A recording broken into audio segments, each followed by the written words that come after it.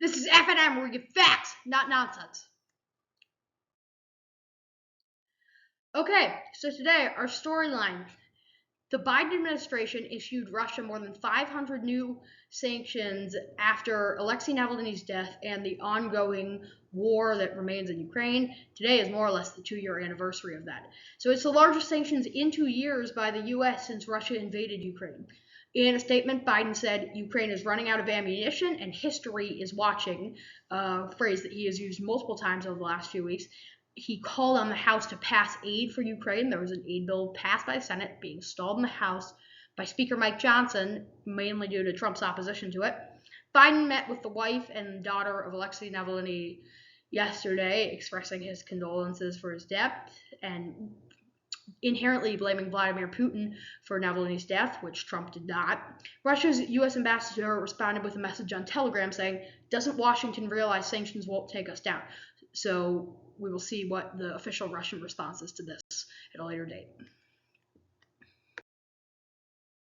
All right, so election 2024, we have just one day till the primary in South Carolina. First, you can see the South Carolina Republican primary polling. Donald Trump leads by consensus about 25 points. Nikki Haley will be hoping to pull back the margin of error and some other stuff. The largest real polling error that we've seen in an election came on Super Tuesday 8 years ago. Bernie Sanders pulled off about a 22-point polling gap to somehow beat Hillary Clinton in Michigan. Nikki Haley will be hoping for something crazy like that. I will have a preview on that tomorrow. Washington Republicans have encouraged candidates to state their support for IVF after the Alabama Supreme Court's ruling over frozen embryos, which is receiving a lot of backlash.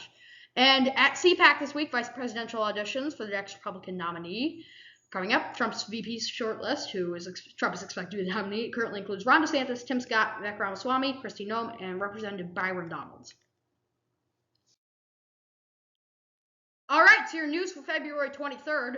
Secretary of State Antony Blinken said that Israeli settlements in Gaza are illegal, which reverses a Trump policy. Quote from Blinken, "It's been a long-standing U.S. policy under Republican and Democratic administrations alike that new settlements are counterproductive to reaching enduring peace. They're inconsistent with international law, and in our judgment, the settlements weaken, not strengthen, Israel's security."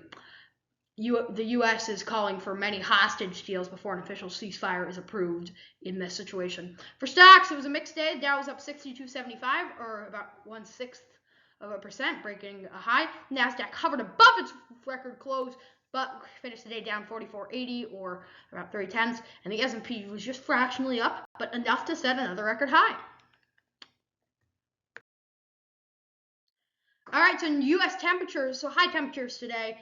There's still kind of a block of heat in the Great Plains that was really going to actually stay there and get warmer. Meanwhile, there was a bit of a system kind of at least moving through the Rust Belt, as I'll call that politically, here today. A very cold day, and it'll be, there tomorrow. That block of heat will expand itself in the Midwest. So something to watch for next week. A big area of low pressure is going to bring a lot of severe storms to the Midwest. All right, so a quick sports roundup. MLB spring training is back. I was just watching one of the games for my favorite team, the Cubs, and the Dodgers beat the Padres 14-1. The big news of the day, the NFL raised the salary cap for next year to $255 million, $30 million increase from last year, $13 million raised over the expected amount. So that gives teams a lot more financial freedom. And I did my first mock draft. You can look at it down below. Caleb Williams went 1 to the Bears. The Falcons traded up to get Drake May. Martin Harrison Jr. fell to 4. The Bears shored up their offensive stats with Malik Neighbors, and the Titans grabbed a new quarterback for the 3rd straight year with Bo Nix. This has been FNN, where we get facts, not nonsense. Thanks for watching.